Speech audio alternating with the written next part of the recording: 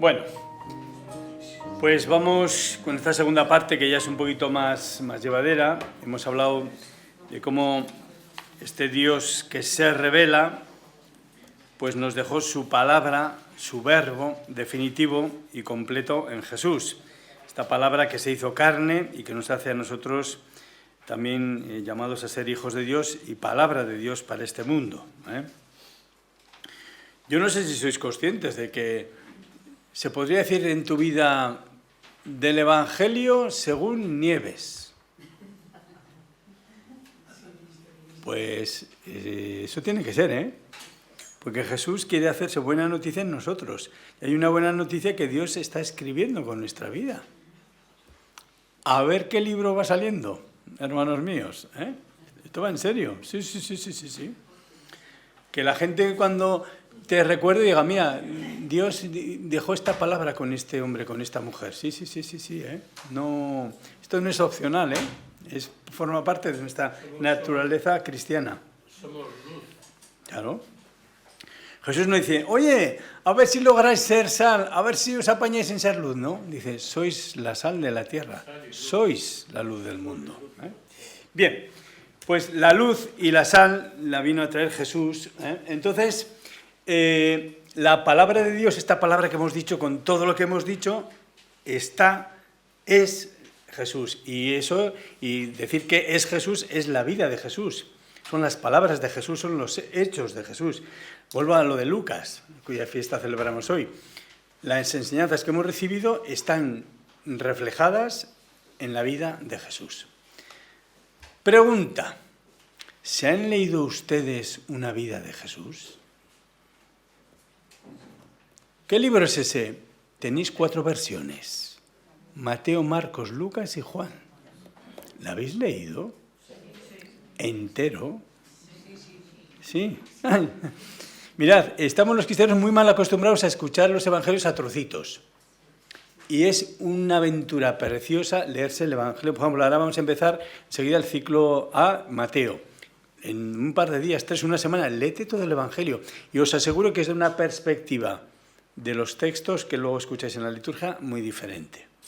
Es que algunas veces yo digo así, ¿os habéis leído alguna vez Jesús? ¿Y eso dónde se vende? Bonito mío, el evangelio. Tenemos la palabra de Dios, que es el evangelio, y muchísimos cristianos no lo han leído entera, leen trocitos. Pues venga, si no lo habéis hecho nunca, de verdad. Yo recuerdo con mucho cariño, aparte de que fue muy fácil aprobar la asignatura, pero Fidel Aizpurúa, ¿te acordarás, Miguel?, en un capuchino que nos daba el Evangelio de San Juan. Dijo, mira, yo quiero que améis este Evangelio, no quiero que estudiéis nada. Entonces, mi examen va a ser muy fácil, pero muy complicado. Vais a venir un día Falces, era de Falces, entonces nos subimos al Salvador, y entonces en una mañana leímos entero, en plan orante, el Evangelio de Juan, entero. Una maravilla. Luego tuvimos una costillada muy a gusto también, ¿eh? Pero no. Yo recuerdo aquel momento, un momento precioso de mi vida, ¿eh? O sea, leer todo el Evangelio de Juan, así despacito, en plan orante, sentados en un oratorio, una maravilla. Bueno, el Evangelio del Reino, ¿vale? Bien. Vemos algunos rasgos, evidentemente, hablar de los evangelios, vamos a ver algunos rasgos de la vida de Jesús, que luego quiero que haya también un poquito de diálogo, a ver si os animáis, ¿vale? Primer momento que vamos a hablar de la vida de Jesús. Bueno, estas imágenes, hago un poco están tomadas del Jesús de... ¿Suena esta cara? Sí. ¿De dónde está sacado este Jesús? Hay imágenes del Jesús de la Pasión, pero también ahora tenemos la gran serie de Chosen, no sé si habéis visto, muy recomendable, ¿eh? Para entrar en la vida de Jesús, verla, esto para las catequesis, para verla en familia, en jesuitas están haciendo unas charlas, bueno, la verdad es que es una maravilla. Bien, primer momento, el bautismo de Jesús como un acontecimiento mesiánico. En el bautismo de Jesús se inicia la vida pública de Jesús, lo sabemos bien, ¿eh? Esto es otro de los misterios de la palabra de Dios. Fijaros, la palabra de Dios, 30 años más o menos, que no sabemos casi nada. ¿No habéis dejado volar un poco a veces vuestra imaginación? ¿Qué habría hecho Jesús en esos 30 años? ¿Qué habría hecho Jesús? ¿Os imagináis? ¿Estar de ejercicios espirituales todos los días? Pues vamos sabiendo cosas.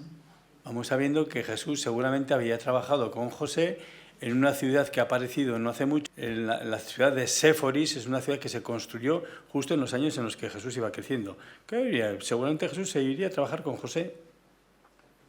Ya sabéis que decimos que José era carpintero, no es una traducción buena. José era como un manitas, diríamos hoy. No había, los oficios antes no estaban tan... Ahora, yo no sé, ahora no sé si os pasa con las carreras. Yo estoy estudiando pipi, papa, pupu. Y tienes que... o sea, cada vez las carreras son como más concretitas. Antes no era así, ¿eh? Antes era alguien que trabajaba. Pues Jesús seguramente habría trabajado allí. ¿Qué ratos no habría pasado Jesús hablando con María, su madre? ¿Os imagináis? O sea, la palabra de Dios, fijaros, tuvo 30 años para ir creciendo y venga, no sé, Dios podía haber hecho las cosas a lo divino, pues venga, aquí efectos especiales y en un par de años no. Dios hizo las cosas a lo humano, creciendo, despacito, vida oculta, venga. ¿Y dónde empieza Jesús? En el bautismo de conversión que estaba haciendo Juan el Bautista, el último profeta del Antiguo Testamento y el signo ya del Nuevo Testamento, ¿eh? Ahí se inicia la vida pública de Jesús y nos cuentan los textos de los evangelios que este momento fue un momento de hondo significado. Pasan 3 cosas, nos dicen todos los evangelistas, que se abren los cielos, se abrieron en aquel momento, o sea, cuando Jesús salió, se abrieron los cielos, la profecía de Isaías, los cielos vendrá el Hijo del Hombre, y se oyó la voz del Padre, tú eres mi Hijo amado, en ti me complazco. 2 palabras que están en el Antiguo Testamento. Y desciende el Espíritu como forma de paloma. Tú eres mi Hijo amado. Nos dicen los biblistas que este fue un momento muy importante para Jesús. Claro, es otro de los grandes misterios de la cristología. El año pasado en mis parroquias, ahí está Nieves, y trabajamos un poquito la cristología. Y uno de los temas preciosos es entrar en la conciencia de Jesús. Jesús tuvo conciencia humana y Jesús fue aprendiendo y descubriéndose a sí mismo. Pues el bautismo fue uno de esos momentos importantes para el mismo Jesús porque escuchó la voz del Padre. Tú eres mi Hijo amado, en ti me complazco. Un momento significativo, profundo para Jesús y para todos los cristianos, porque a partir de ahí empieza también nuestro bautismo. Pero fijaos qué signos más bonitos, ¿no? La palabra de Dios, se abren los cielos, como dicen, bueno, el cielo está abierto y Dios pronuncia, tú eres mi Hijo amado, en ti me complazco. Y viene el Espíritu Santo, ¿no? La unidad de Dios, Trinidad, que en ese momento se hace presente para poner en marcha el anuncio del reino de Dios, del reino de Dios. En el bautismo encontramos a un Jesús de Nazaret que es hombre como nosotros, pero es el Hijo de Dios para nosotros. ¿Cómo les costó descubrir esto a los apóstoles? Habían vivido con Jesús, un hombre como ellos, y luego tuvieron que vivir la gran conversión de hacer de este hombre que había caminado con ellos, que había dormido con ellos, que había comido con ellos, descubrirlo como Hijo de Dios para ellos, a través del trance de la muerte y la resurrección. Bueno, el bautismo como ese primer momento tan bonito, ¿no? Yo no sé si nos damos cuenta, voy haciendo un poco un traslado en esta palabra. ¿Qué significa para nosotros escuchar esta palabra de Dios en el bautismo de Jesús? Que en nuestros bautismos pasa esto también. Yo siempre suelo decir, bueno, de las 3 cosas que pasan en el bautismo de Jesús solo pasan 2, porque el cielo ya no se abre, está abierto, siempre, 24/7, que se dice ahora. El cielo está abierto siempre. Desde que Jesús subió al cielo y nos envió el Espíritu Santo, el cielo está abierto. Pero desciende el Espíritu Santo. Y Dios pronuncia una palabra, tú eres mi Hijo amado, en ti me complazco. Qué grande es eso. Y hacer que esa conciencia de Hijo de Dios vaya creciendo. Lo que os decía antes, ¿no? Que somos hijos de Dios, pero ¿qué hace la fe? Vivir, que podamos vivir verdadera, realmente, como hijos de Dios. Bien, primer acontecimiento. Vamos, las palabras de Jesús. ¿Qué diríamos de las palabras de Jesús? ¿Qué cosas nos dice Jesús? Pues Jesús, sobre todo, sabemos que su actividad fundamental después del bautismo fue predicar, ¿eh? Y Jesús mismo define lo que va a anunciar. En Marcos 1:15 nos encontramos con esta palabra: el tiempo se ha cumplido y el reino de Dios está cerca. Convertíos y creed en la buena nueva. El querigma, la evangelización, en la que se habla mucho de esto. ¿Qué tenemos que decirle a la gente? Esto. No tenéis que aprenderos ninguna tesis teológica para anunciar el evangelio. ¿Qué hay que decirle a la gente? Oye, el tiempo se ha cumplido y el reino de Dios está cerca. Oye, ¿tú qué haces viviendo de esta manera tan imbécil? ¿No te das cuenta que estás perdiendo la vida? Oye, que el reino de Dios está aquí en medio de nosotros, ¿eh? Venga, anímate, conviértete, ven para aquí y vive de esta manera nueva, ¿eh? Ese es el evangelio, esa es la evangelización. El tiempo se ha cumplido, ya no hay nada que esperar. A veces, no sé, fijaros, peregrinos de esperanza, las esperanzas de la gente son muy pequeñitas, ¿eh? Este fin de semana hay una gente que ya habrá activado su esperanza, es a ver si gana Osasuna, ¿eh? No sé ni dónde juega ni cuándo. ¿Me entendéis? Esperanzas, ay, por Dios, ¿eh? Y nosotros hablamos de otra realidad. Convertíos y creed en la buena nueva. Esa es la palabra de Jesús. El centro del mensaje de las palabras de Jesús siempre es el mismo, que es el reino de Dios. Y aquí tendremos que aprender mucho del reino de Dios, ¿eh? El reino de Dios, como su propio nombre indica, es el reino de Dios. ¿Qué es el reino de Dios? Fijaros, en la historia a veces se ha confundido el reino de Dios con la Iglesia, o el reino de Dios se ha confundido con estructuras de la Iglesia. El reino de Dios es que Dios reine, ¿eh?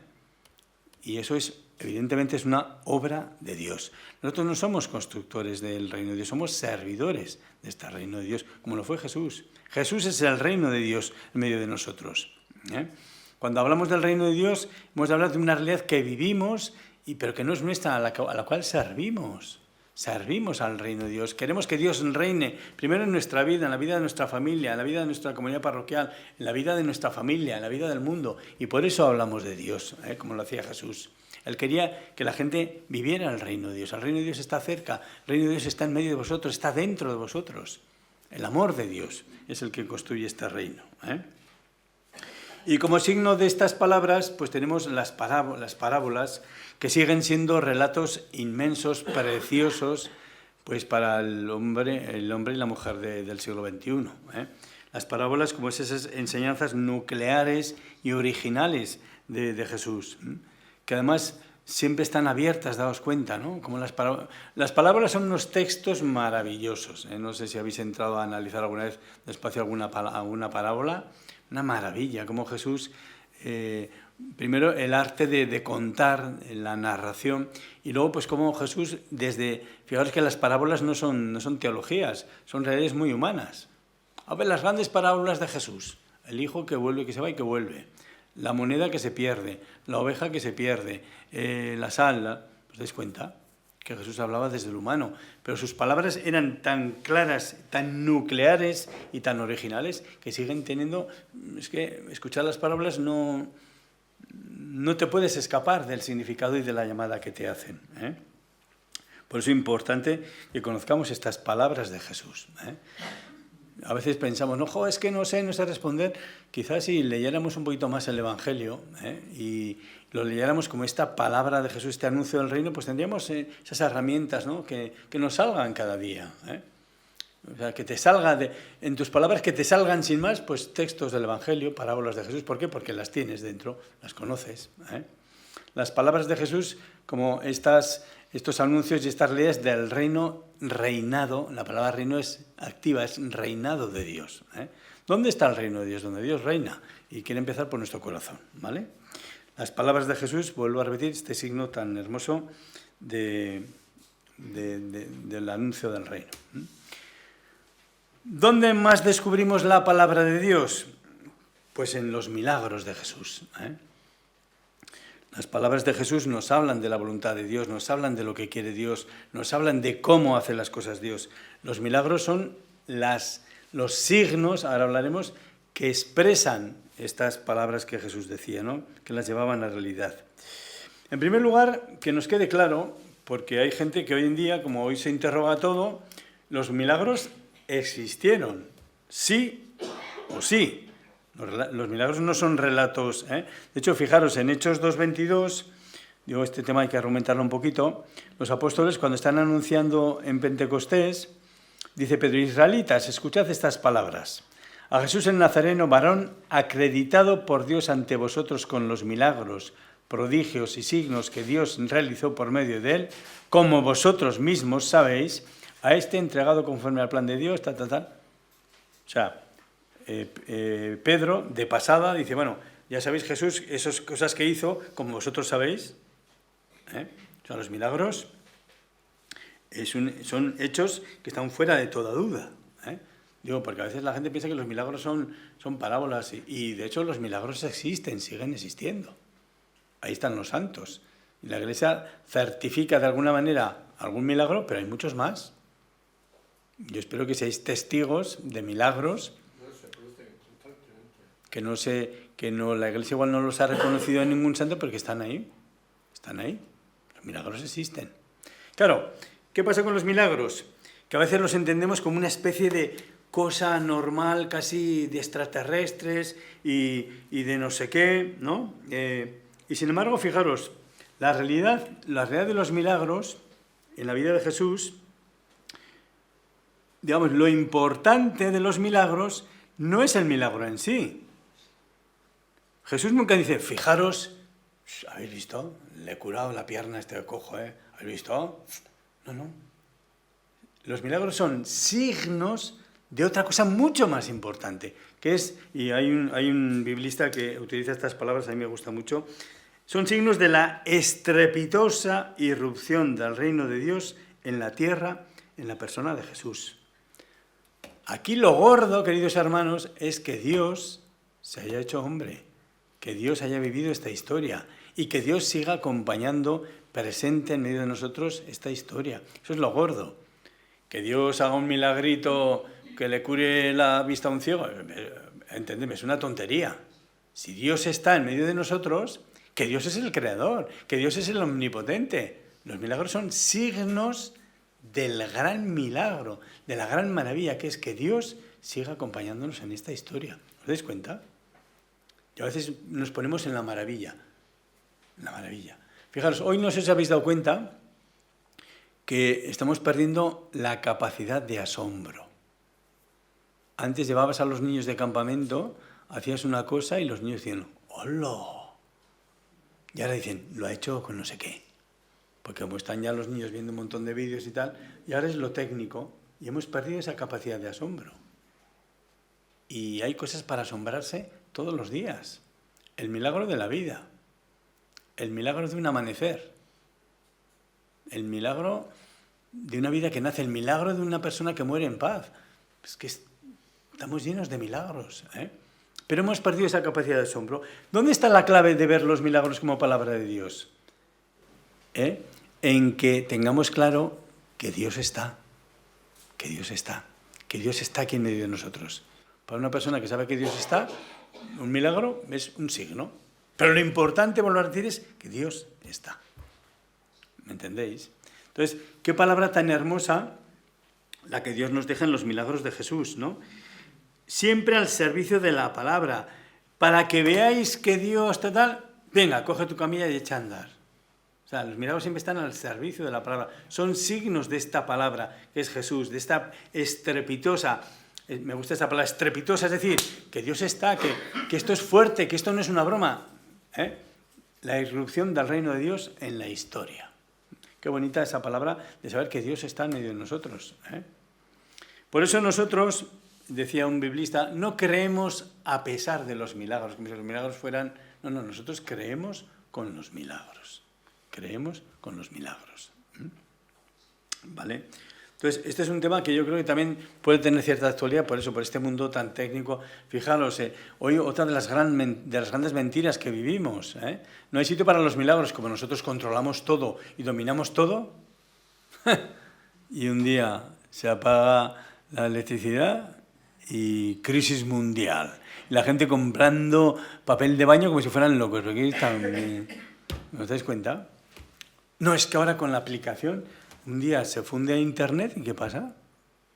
Pues ya sabemos, vas al banco, no funciona nada. Bueno, no funciona nada. y controlamos. Venga ya, hombre. A mí soy un poco igual malo con eso, pero a veces por estas grandes ciudades pues cae una gran nevada y se colapsa todo. Y es decir, ¿quién manda? ¿Quién manda aquí? ¿Los de Wall Street? ¿O manda a Dios que echa una nevadita y se para todo? Pues eso. Pero seguimos empeñados en esta mentira de creer que Dios no hace falta en este mundo. Y Dios hace falta y está. Y hace milagros. Pero claro, fijaros, ¿cómo hacía Jesús los milagros? Que se haga según tu fe. Los del pueblo dijeron, oye, que aquí no haces milagros. Es que no creéis. Y se enfadan tanto que a pocos lo tiran por el barranco al pobre Jesús. ¿Nosotros creemos en los milagros o qué?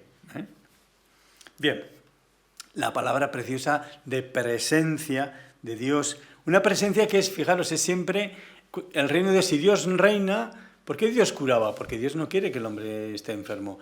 Dios no quiere que la gente... Dios quiere que... Hay un milagro en el Evangelio de Lucas muy bonito, que es la mujer encorvada, ¿no? Dice que Dios la endereza. La mujer encorvada es signo del ser humano replegado sobre sí mismo, machacado por los pecados, por sus sufrimientos. Y Jesús la levanta, la pone tiesa. Diciendo, yo quiero que tú vivas con entereza. Aquí hay un tema, entro porque igual... Claro, hay gente que te dice, vale, y entonces, cuando hay enfermedades, cuando hay no sé qué, ¿por qué Dios no hace milagros? Y lo quita, ¿no?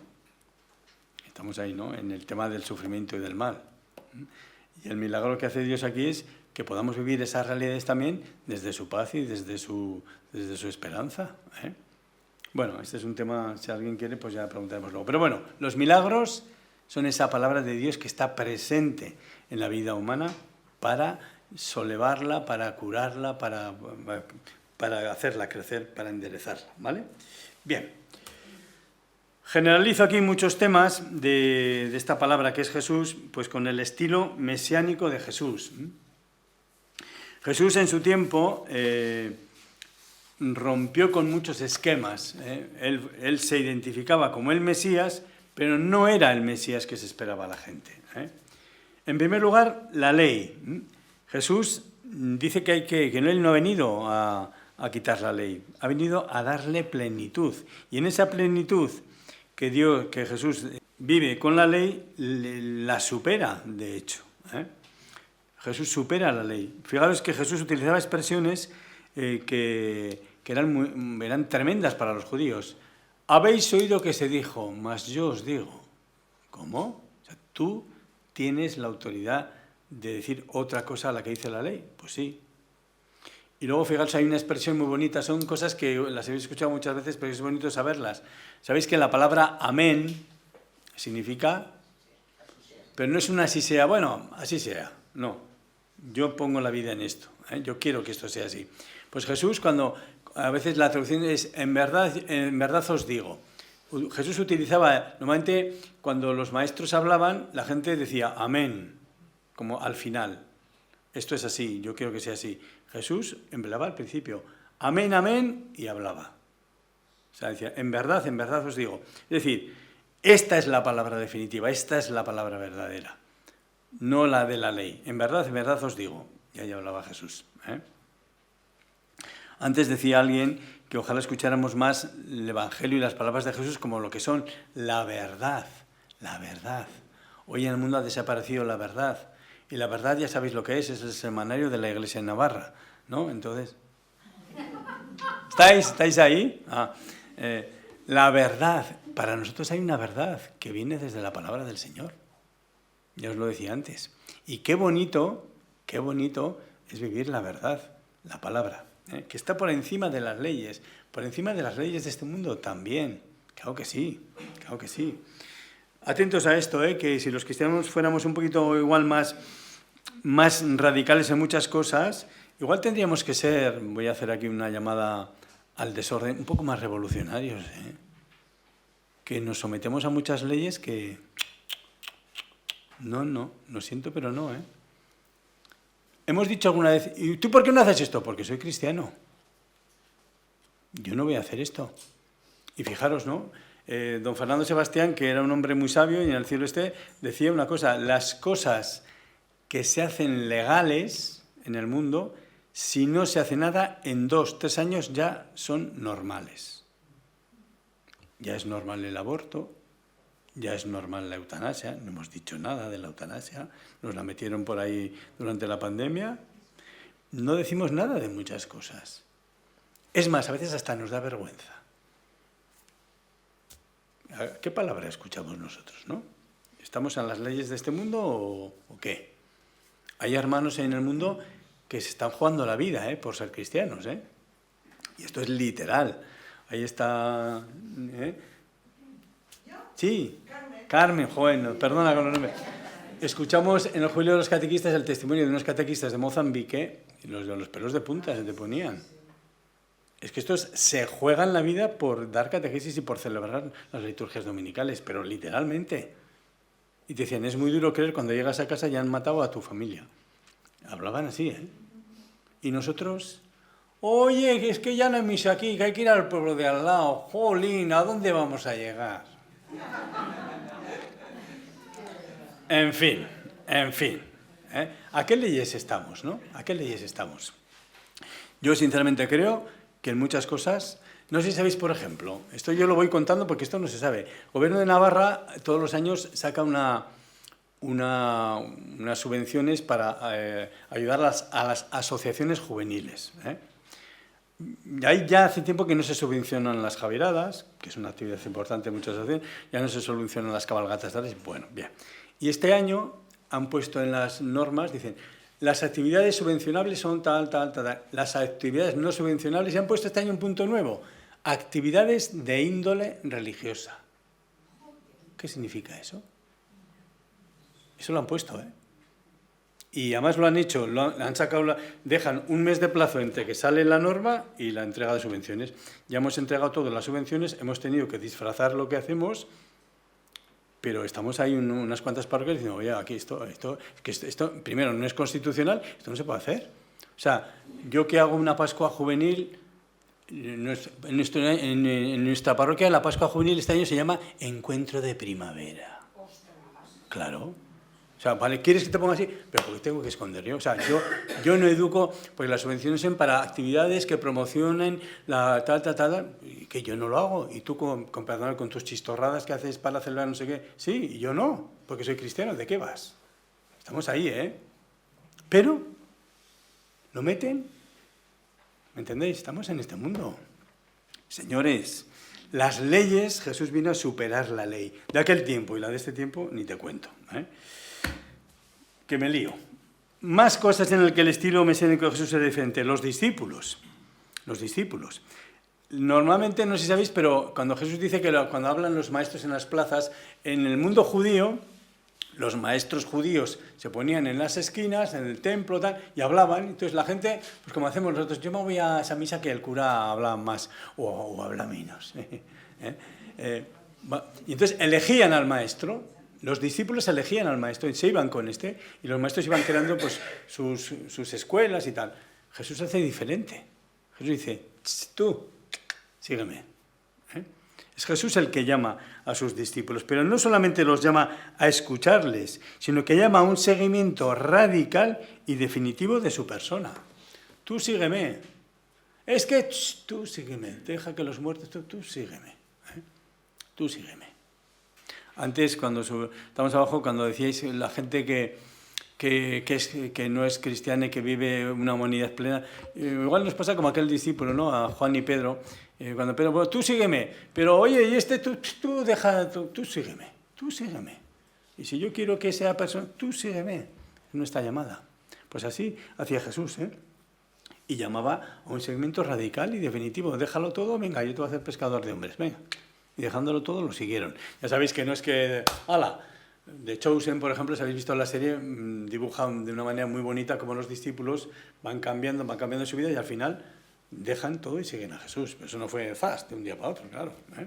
Bien. Jesús sigue también llamándonos a este seguimiento radical y definitivo de su persona. Otra cosa donde Jesús cambia las cosas, ¿no? Las comidas de Jesús, ¿no? Que fijaros, eran una parábola viva del reino de Dios. Una parábola viva del reino de Dios. Las comidas de Jesús eran signo, se sentaba a la mesa con los pecadores, la gente le criticaba por eso, y él decía, no, es que este es el reino de Dios, es que Como decía el Papa Francisco, todos y todos nos encontremos en una misma mesa y comamos. Hoy en día eso es otra de las palabras que yo creo que no podemos perder. Aquí estamos en un país en la cultura de la comida y tal, pero fijaros, ¿no? Ahora mismo, ¿no? Yo a veces en alguna homilía he dicho, es que ahora en las casas cada día pues comen 400, 500, 600, 800 personas en cada casa. Porque comes tú y los 400 amigos del WhatsApp que tienes ahí. Tú con los 250 que tienes ahí. Es verdad. Estamos normalizando y no sé, ¿por qué bendecimos la mesa a los cristianos? Porque, no os equivoquéis, los cristianos no bendecimos los alimentos, ¿eh? Ya están bendecidos. ¿Qué bendecimos? Bendecimos y damos gracias por el encuentro y esa armonía de fe que vivimos los cristianos en torno a una mesa. ¿Cuánto cariño, cuánto amor puede haber en una mesa? Las que sois buenas cocineras, ¿eh? O buenos cocineros. ¿Cuánto cariño puede haber en una mesa que se comparte? ¿Qué haces tú ahí con el móvil? ¿Qué haces tú ahí? Eso yo soy un combatiente de esto, ¿eh? Y además ya no hay que llamar solo la atención a los jóvenes. Oye, ¿has visto el vídeo? No sé qué me importa, no voy a decir la palabra, el vídeo este del tonto este estamos aquí comiendo. O sea, ojo, ojo. Yo algunas veces me llevo una revista, cuando sacan los móviles cojo la revista y la pongo así. Oye, ¿qué haces? ¿Y tú? Claro, como el móvil es pequeñito. Bueno, las comidas son signo del banquete del reino de los cielos. Vamos a mantener esa palabra preciosa de Jesús. ¿Os habéis imaginado qué menú os pondrán en el banquete del reino de los cielos cuando subáis al cielo? Es broma, pero no es broma, ¿eh? Bien, las comidas de Jesús, una parábola viva del reino de Dios, ¿eh? La gran palabra de Jesús, o el gran estilo de Jesús, Jesús habla de Dios como el Padre, el Abba, que está en la raíz y el sentido de toda su pretensión mesiánica. Fijaros, yo no he venido a hacer la voluntad del Padre. Venía a hacer la voluntad del Padre. Jesús, fijaros, cuando el Papa Francisco denunciaba mucho la autorreferencialidad, es decir, yo. La vida depende de yo. Mi mirada es lo que yo piense, lo que yo creo, lo que yo siento, ¿eh? Y Jesús nos dice, no, la vida del Hijo de Dios está en referencia siempre al Padre. La referencia última es Dios Padre, su voluntad, su palabra. Qué bonito. Fijaros, si todo el mundo tuviéramos esa referencia, pues como hay un Padre común, somos hermanos. El secreto de la Fratelli Tutti del Papa Francisco. Pero como hemos dejado a Dios, aquí sálvese quien pueda, ¿eh? El Padre Dios, el Papá del cielo, como referencia última del sentido de la vida de Jesús, ¿eh? Evidentemente, todo esto crea un conflicto, ¿eh? Jesús remueve la situación establecida de su tiempo y la remueve mucho. Remueve el orden político-religioso. Aquí está revolucionando, la gente ya no viene aquí, se van a escucharle a él, habla de un Dios diferente que no es, y dice que la ley hay que cumplirla, pero el amor está por encima, aquí se nos descontrola esto. Eso es lo que pensaban los judíos, ¿eh? La fe en el Mesías también la remueve, porque ya no es un Mesías que vendrá en los tiempos, un Mesías rey que va a... No, los propios discípulos tuvieron que convertirse mucho en esto. Ya sabéis, cuando la madre de los Zebedeos dice, oye, que un hijo mío está a tu derecha y otro a tu izquierda. ¿Dónde? En el trono. Cuando Jesús ya revolucione, sea el Mesías, tú el ministro el primero y tú el ministro segundo. Y Jesús le dice, no sabéis lo que pedís. Esos puestos son para mi Padre del cielo. Lo sabe mi Padre, ¿no? O sea, la fe en el Mesías, un Mesías pobre, un Mesías humilde, un Mesías sencillo. Y luego el orden social. La palabra de Jesús transformaba el orden social, porque éramos todos iguales, son todos iguales. Y tú eres tal, es igual, ante Dios somos hijos. Eso sigue vigente, ¿eh? Y sin embargo, fijaros, y ya terminamos esta parte, Jesús, nos dice el Evangelio, que sube a Jerusalén. O sea, Jesús, sabiendo que este estilo mesiánico rompía y se ponía en conflicto con todo el orden establecido de su tiempo, Jesús sube a Jerusalén. ¿A qué? A cumplir la voluntad de Dios. A dejar la palabra definitiva, y eso ya será para otro día, si queréis, que es su muerte en la cruz y su resurrección. Ahí está, la gran palabra de Jesús, su muerte y su resurrección. Jesús sube a Jerusalén, a dejar, digamos, grabada para siempre esta palabra en un signo, que es la cruz en el Monte Calvario, ¿vale? Bien, hago la conclusión y si queréis dialogamos un poquito. Fijaros, hemos visto la palabra que es Jesús, esta palabra que es la palabra que se hizo carne, palabra encarnada, palabra definitiva. Y hemos visto cómo esta palabra se refleja, se queda clara, explícita en la vida, en las palabras, en los hechos de Jesús. La conclusión de esta mañana sería, queridos hermanos, que esta palabra sigue viva. Esta palabra sigue viva. Esta palabra no se ha perdido. Esta palabra que es definitiva de Dios, que es Jesús, sigue pronunciándose, sigue sonando para quien la quiere escuchar, acordaros. Hay algunos, vino la palabra y algunos no la recibieron, pero a los que la recibieron les da el poder de ser hijos de Dios. Por eso 3 cositas, ya para terminar. Esta revelación, esta palabra que sigue viva, es para todos. Si algo dejó claro el Señor en Cristo es que Dios quiere que todos los hombres se salven y lleguen al conocimiento de la verdad. La palabra de Dios tiene siempre carácter universal. Universal. Esta palabra no es solo para nosotros. ¿Dónde está el motor de la evangelización? Aquí. Dios quiere que todos los hombres y mujeres del mundo le conozcan. Dios quiere que todos los hombres y mujeres del mundo vivan esta buena noticia, tengan claro que son hijos de Dios, puedan vivir esa esperanza de la vida eterna. Dios quiere todo esto. Y por eso la voluntad misionera en la Iglesia, estamos en el fin de semana del Domum, es esta. Qué bonito el cartel de este año, si lo habéis visto, ¿no? En la mano, que tiene una llama, una vela, una llama, y la llama están dentro los misioneros, ¿no? Es una imagen muy bonita. Es la Iglesia misionera. Algunos están ahí, en primera línea, pero toda la Iglesia reza para que en esta oración se vaya anunciando el reino de Dios. Pues esa revelación, vuelvo a decir, que es para todos, para todos. Dios, todos necesitan esta palabra. Incluso ese señor que murió tranquilo, no creyendo, ese señor también necesita esta palabra. Y es lo que a veces perdemos en perspectiva, ¿no?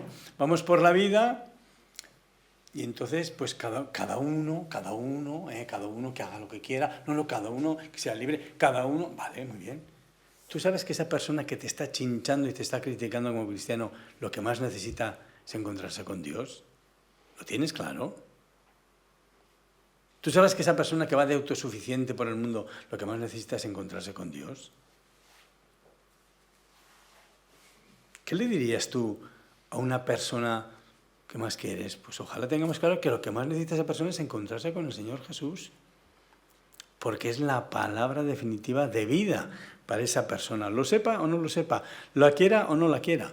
Claro, luego tendremos que respetar, querer, amar, vale, sí, eso por supuesto, pero tenemos que tener clara esta voluntad que de la palabra de Dios llegue a todos, que es la voluntad de Dios. ¿Lo tenéis claro o no? Segunda cuestión. Esta predicación para nosotros se inició en la predicación apostólica. Ese mensaje de salvación que fue extendiéndose desde los apóstoles a todos los pueblos. Y esto sigue así. Somos iglesia. A mí me hace mucha gracia cuando cambiamos de papa. Todo el mundo dice, oye, ¿te gusta este papa? Yo siempre respondo lo mismo. Claro. ¿Por qué? Es el mío. ¿O no? Estamos en la iglesia, que es la comunidad apostólica. Tenemos una tradición de 2000 y pico años.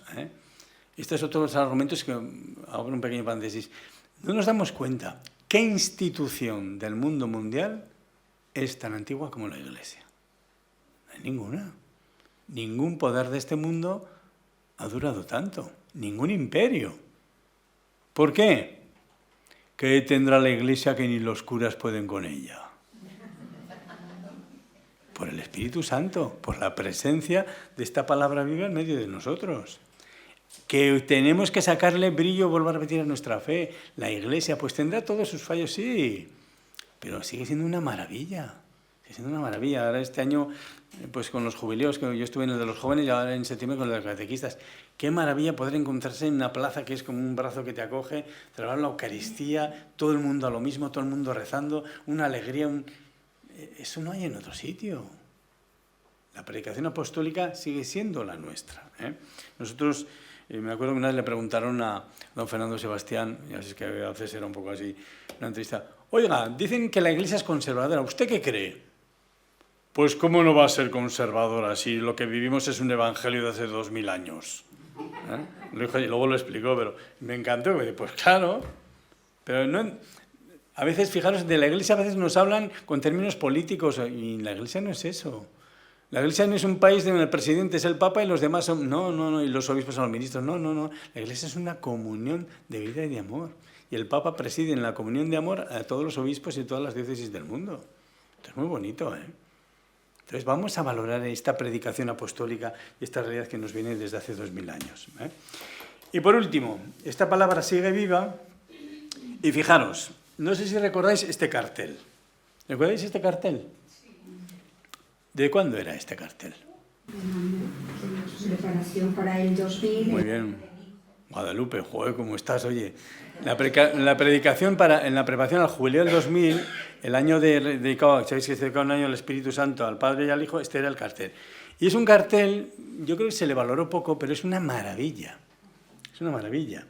La palabra sigue viva. ¿Qué es la palabra? Jesús, que paseándose por los sembrados de este mundo, por los campos de este mundo, preparados para la siembra, veis que está ahí un campo ahí abierto, va ofreciendo su palabra, y su palabra no es una teoría, es un pan y un vino, es una entrega. Él sigue entregando su cuerpo y su sangre por la humanidad. Esta palabra sigue viva, y por eso para los cristianos hay una palabra fundamental que vivimos siempre, que es la Eucaristía. Y hay de nosotros, y estamos viviendo este tiempo, a mí me da mucho miedo que convirtamos la Eucaristía en una devoción nuestra. La Eucaristía es mucho más grande. Voy a misa, yo voy a misa. Voy a celebrar la presencia del Señor Jesús, que hoy, en medio de este sembrado en el que estamos, sigue ofreciéndonos su cuerpo y su sangre para que llevemos esta buena noticia al mundo entero. La Eucaristía es esa realidad profundísima de palabra de Dios que se hace real, que se hace concreta. No podemos ir el domingo a cumplir. Voy a cumplir el precepto dominical. Vete a tomar viento, no te enteras tú de qué va esto. Voy a vivir la Eucaristía. Voy a vivir el acontecimiento, palabra de Dios. Qué bonito la comunión, El cuerpo de Cristo. Y tú dices, amén, y pones la vida en eso. Ese momento es puro acontecimiento de palabra de Dios, para que luego la llevemos fuera. Ahora os podía dar aquí una clase de la liturgia de la Eucaristía. ¿Qué es esto? Palabra viva. Y desde la Eucaristía, estamos ya en esta última parte del año jubilar, estamos llamados a ser peregrinos de esperanza, llevar al mundo esta palabra, que vuelvo a repetir, que tiene esa concreción en el cuerpo y en la sangre de Cristo. Bien. Así que ahora solo quedaba una cosa de esta charla, que la vivamos todos, ¿no? A ver, venga, un momentico de diálogo y terminamos con una breve oración. Ay, sí, es que, pues venga, animaros a comentar alguna cosa si queréis. Bueno, oye. Actualmente a mí me dejó un poco la ley del aborto, que lo aprueban como un derecho, yo estoy en contra del error, pero bueno. Y ahora quieren aprobar una ley, a mí me parece una incoherencia terrible, de ayuda al duelo de los niños que mueren al nacer o dentro del vientre de la madre. Ayudarles con ayudas sociales de psicólogos, todo lo que sea. Y mientras tanto aprueban la ley del aborto. Entonces, bueno. Pues eso, que lo veo una incoherencia terrible de confusión ante la gente. Bueno, las incoherencias de nuestro país son tantas, pero bueno, si no sabía yo eso, pero bendita sea. Si podemos ayudar a la gente, porque claro que es una incoherencia. Están diciendo lo que no han dicho durante mucho tiempo. O sea, ya sabéis que en algunos sitios, cuando se les decía a unos médicos que hablaban a las mujeres, les decían las consecuencias que podía tener un aborto, los trataban de que violaban la libertad de tal, de que eran coercitivos, Y son realidades médicas que están ahí, empezando por la realidad física de la mujer, siguiendo por su realidad psicológica. Que lo hacen, me parece muy bien, pero ellos mismos se están contradiciendo, sí. Sí, ¿sabes? Bueno, yo para eso daría dinero, para los abortos no, desde luego. Pero bueno, pero estamos ahí. Es lo que hemos dicho. A ver, no vamos a llamar a una revolución armada, pero en este mundo yo creo que los cristianos teníamos que ser mucho más revolucionarios de lo que somos. Sí. Lo que pasa es que, claro, parece que no nos atrevemos a salir a la calle. Muy pocas veces hemos salido a la calle en serio los cristianos. Y hemos tenido motivos, pero muchísimos. Las leyes de educación. Vamos, pues nada, nos quedamos tan tranquilos. Entonces, pues bueno, no sé, yo la verdad es que no sabía, pero...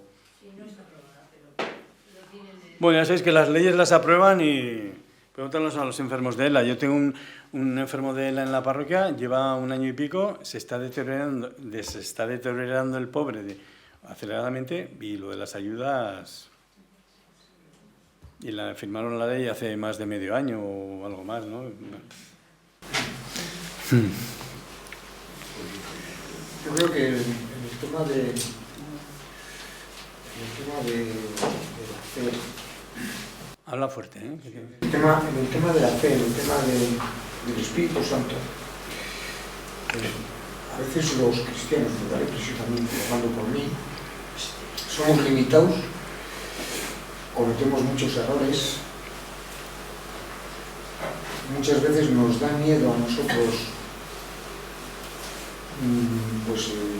predicar, vamos a decir, estar en la punta de lanza para intentar trasladar la palabra de Dios, porque nos abruma nuestras limitaciones, nuestros errores, nuestros pecados, nuestras cosas mal hechas. A mí me da, a veces, a lo mejor, evidentemente porque soy limitado y porque soy egoísta, ¿no?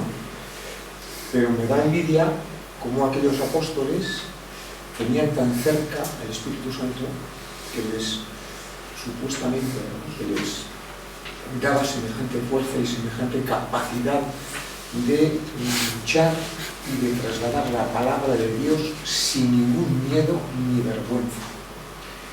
Cosa que, desgraciadamente, a día de hoy, yo por lo menos, creo que mis propias limitaciones y mis propios errores me hacen esconderme en lugar de salir, ¿no? ¿Cómo buscamos al Espíritu Santo de una forma más potente? Voy a ser un poco malo contigo, ¿eh? No estoy de acuerdo en lo que has dicho. Porque los primeros discípulos, claro que tenían la fuerza del Espíritu Santo, pero menudos sartenazos se tuvieron que llevar para darse cuenta de que eran pobres y pecadores. ¿En qué, esto es una palabra de un profesor mío, en qué institución del mundo mundial aparece que el primer presidente fue un traidor y casi manda todo a paseo? En la iglesia.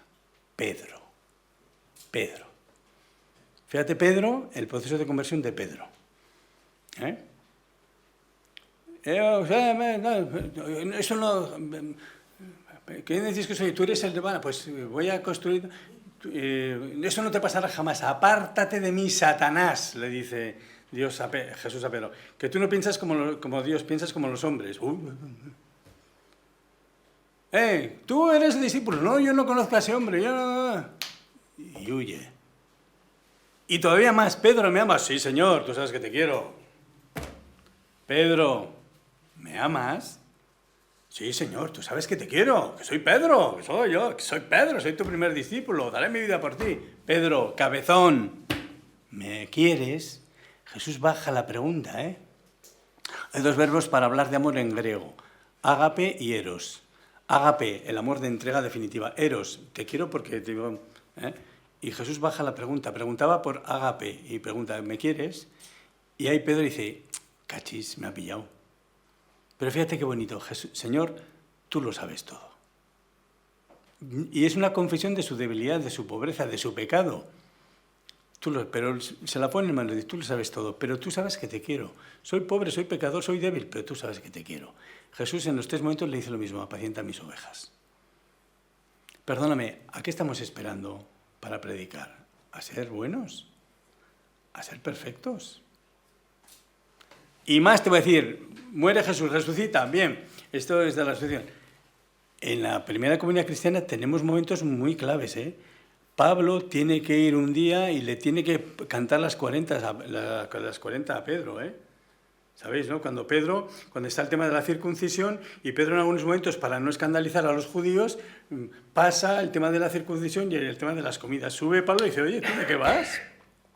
Que no hemos venido a ser esclavos de la ley. Cristo ha venido a liberarnos de la ley. Y ahí viene todo el tema de la circuncisión, que al final, sabéis, ¿no? Un poco el primer concilio de Jerusalén. Y Pablo es el que va allí, a Pedro le canta las 40, porque Pedro estaba como, por no seguir en conflicto con los judíos, disimula el tema del cumplimiento de la ley judía. Por eso te digo que los pecados en la primera comunidad cristiana estaban ahí, ¿eh? Yo creo que a veces nos autoengañamos y nos decimos: no, es que ser perfecto... No. Los apóstoles, que todos tuvieron la capacidad, estando equivocados o no estando equivocados, ¿no? Que yo no estoy hablando de estar equivocados, estoy hablando de tener la fuerza del Espíritu y entregar la vida. Claro. Y nosotros no estamos hablando de entregar la vida, estamos hablando de poder salir y manifestar la grandeza que nos ha dado la palabra de Dios. Que no llegamos ni a eso. Aquel segundo momento, porque el momento en el que los apóstoles vivían con Jesús fue un momento en el que los apóstoles eran hombres, vamos a decir, si me permites la expresión.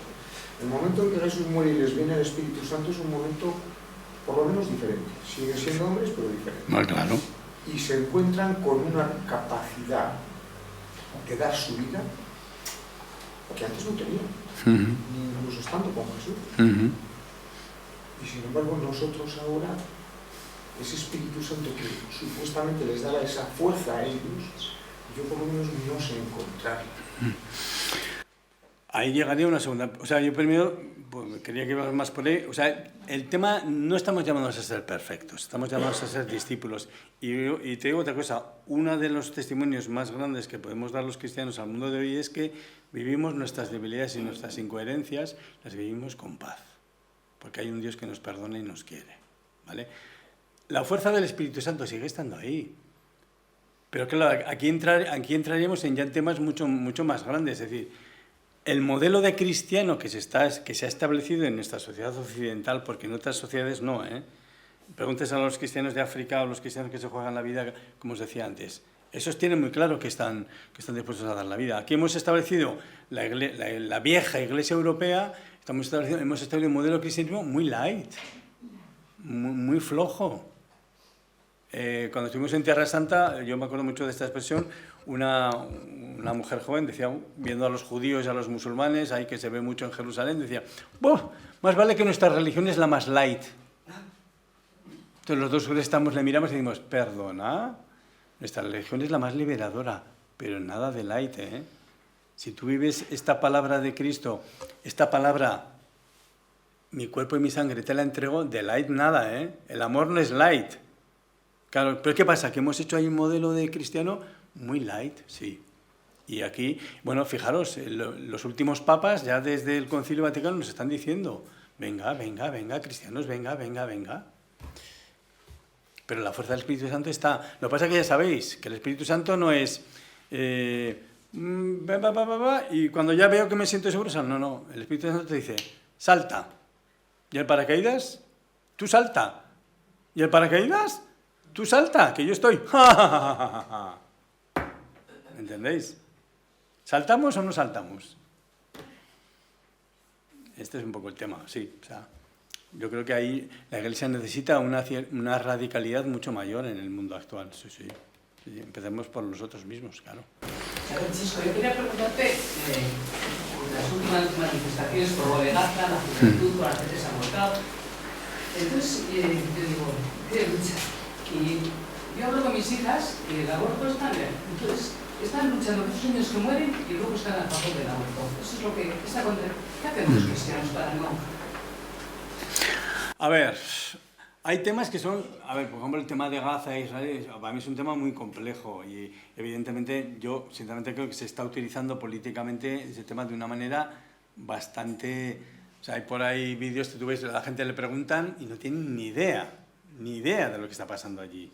O sea, hay gente que no tiene ni idea. Identifican jamás con los gazatíes, porque hay... O sea, también los políticos también se están sirviendo de eso para crear confusión. Bueno, en fin. A ver, yo creo que los cristianos en muchos temas tenemos que tener un discernimiento un poco más claro. Y quizá en algunas cosas también nuestra iglesia tiene que ser un poco más valiente en algunas concreciones, ¿no? A ver, los papas son los primeros que siempre han denunciado estas cosas. Son los primeros. Luego los cristianos a veces pues eso hay esa tibieza en la que estamos muchas veces. Pero claro, nuestra respuesta siempre es la misma. Hay una verdad que no depende de la situación política, del país, del mundo. Es una verdad que viene de Dios. El tema de la dignidad de la persona humana es que esa viene de Dios. Cada ser humano es un hijo de Dios. Es una vida sagrada. Nadie tiene poder sobre esa vida. Punto. Ahí se acaba el debate. Claro, pero Dios tiene que estar. Entonces yo creo que en muchos temas hemos de poner a Dios en el medio para dibujar un modo de opinión que no depende de quién lo diga o de cómo lo diga. Y hay valores fundamentales que están ahí, ¿no? Que son muy pocos, pero son muy claros, ¿no? El tema de la paz, que el Papa León siempre está por delante ahora con la paz. El tema de la dignidad de la vida humana. Hay como algunos principios fundamentales de la moral cristiana que creo que son muy iluminadores para el mundo de hoy. Claro, el que quiera hacer caso lo hará, el que no, no. Pero yo creo que nuestro discernimiento siempre va por ahí, ¿no? Y por eso digo que hay muchas incoherencias que... ¿Me explico? Pero hay eso, un poquito más de formación y luego también ser valientes y hablar. Ser valientes y hablar. Hay personas que se han convertido por una palabra que ha dicho una persona. Por una palabra. Hay gente que no ha abortado porque ha escuchado una palabra. Me contaban hace poco unos que trabajan en la clínica, digamos, ya sabéis, de servicio diocesano, Cosplan, ¿no? Claro, una chica, una joven, me da igual, se encuentra en una situación complicada para tener un hijo, porque hay situaciones complicadas. Y todo el mundo alrededor, ¿qué le dice? Aborta, aborta, aborta, si total. Pero al final, si una persona sabe, oye, ¿sabes que vas a matar una criatura? ¿Sabes? Y ofrecerle otras vías, pero hay que hablarlo. Claro, si sabéis que hoy en día todo el tema de las redes sociales está creando una opinión. ¿Sabéis lo que es un molón, no? Vosotros sois de campo, sabéis lo que es el molón. Va pasando el molón y el campo lo deja plano. Pues la opinión pública es un molón. Y como opines diferente, ¡wow! Es que tenemos que opinar diferente en muchas cosas, pero hay que decirlo. Y a veces parece que no te respetan. Bueno, pues respétame. O sea, yo opino así. Tú opinas así muy bien, pero yo opino de otra manera, totalmente diferente. Claro. Pero si no hablamos, estamos calladitos, por no crear conflicto, pues... Jesús supo siempre que era hijo de Dios desde que nació. O sea, que ha dicho ¿cómo fue eso? Pregunta si Jesús supo siempre que era hijo de Dios desde que nació, como se lo había dicho su madre. Te voy a poner un ejemplo. El niño perdido hallado en el templo. Jesús se queda y pues nada, y los doctores porque este niño era muy inteligente y tal, y no sé cómo te lo imaginas tú. Voy a ser un poco apócrifo, Pues va Jesús, llega al templo y como este niño tenía una espiritualidad muy especial, alimentada entre otras por su madre María, yo no sé si era consciente el niño Jesús de que era ya hijo de Dios en aquella edad, probablemente no. Jesús fue descubriendo. Entonces empieza allí en un ambiente en el que se siente súper atraído. Empieza a hablar con algún maestro de la ley y dice, pues este niño como que bien habla, oye, se lo llevan para ahí y hablan y se sorprenden porque este niño tenía una vivencia y unas cosas que no tenía nadie. Y al final se queda allí. Pero no creo yo que el niño Jesús en esa edad tuviera una claridad. También es cierto que antiguamente sabéis que la conciencia llegaba mucho antes. Pero Jesús fue madurando todo eso. ¿Qué conciencia tenía el niño Jesús en aquel momento, 12 años, de su identidad de hijo de Dios? Pues no sabemos la que tendría, pero seguramente la misma que tenía cuando se bautizó, no. ¿Cuándo descubrimos que somos quienes somos? ¿No? No sé si... Bueno. Me imagino que María no le habría dicho al genio Jesús. Bueno, que sepas que eres el Hijo de Dios y que María, buena madre... Sí. Hay un pasaje que le dice a su madre, tengo que ocuparme de las cosas de mi padre. Sí, ahí en el niño perdido hallado en el templo, sí. Pero a ver... Ya demuestra que se está demostrando al mundo que... Bueno, lo puedes interpretar así si quieres, ¿eh? Pero también hemos tenido niños que han sido monaguillos a los 10 años y yo quería... Y luego han cumplido 16 y han empezado a jugar a fútbol y su conciencia de... ¿Me entiendes? O sea, si leemos los evangelios desde lo humano, que es como hay que leerlos, vuelvo a repetir, ahí entramos en un misterio de la conciencia de Jesús.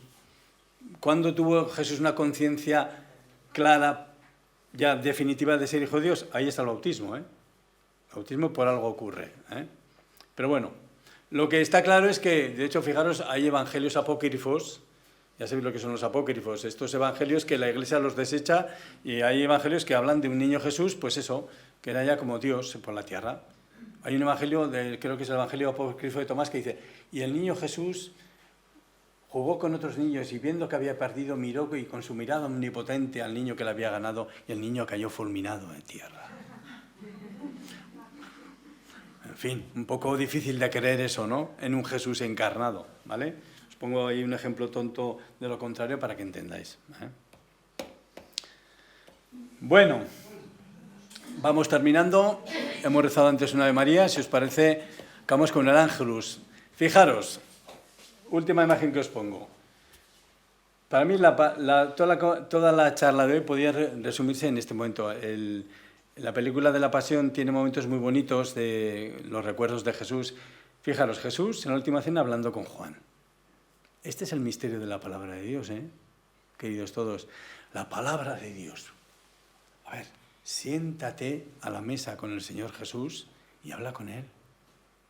Tenemos cada domingo y cada día la oportunidad de hacerlo eso sacramentalmente en la Eucaristía. ¿Y por qué no hacerlo todos los días un rato? Sentarte con Jesús y hablar con Él. Algún día le escucharás, otro día no le escucharás, pero el Señor siempre está ahí con su Espíritu Santo hablándonos, ¿eh? Y deja que esa palabra que es Jesús se haga carne en ti. Vuelvo a repetiros, ¿eh? El Evangelio según poner vuestro nombre. Dios quiere hacer con tu vida una buena noticia, un evangelio, una palabra hecha carne. Pues que Santa María, que encarnó, fijaros el Ángelus, qué oración tan bonita en el que recordamos el momento en que la palabra se hace carne, ¿eh? Y recordamos, y el Verbo se hizo carne, y recordamos esto que hemos dicho hoy, el Ángelus lo resume cada día. Pues si os parece, lo hacemos, ¿vale? Para terminar. El ángel del Señor anunció a María: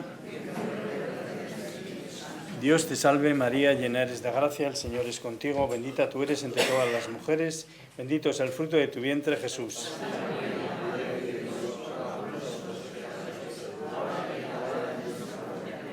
He aquí la esclava del Señor. Dios te salve María, llena eres de gracia, el Señor es contigo, bendita tú eres entre todas las mujeres y bendito es el fruto de tu vientre Jesús.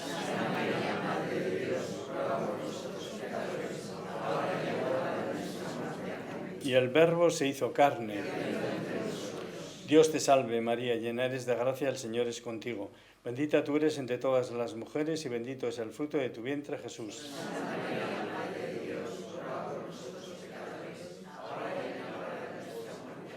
Ruega por nosotros, Santa Madre de Dios.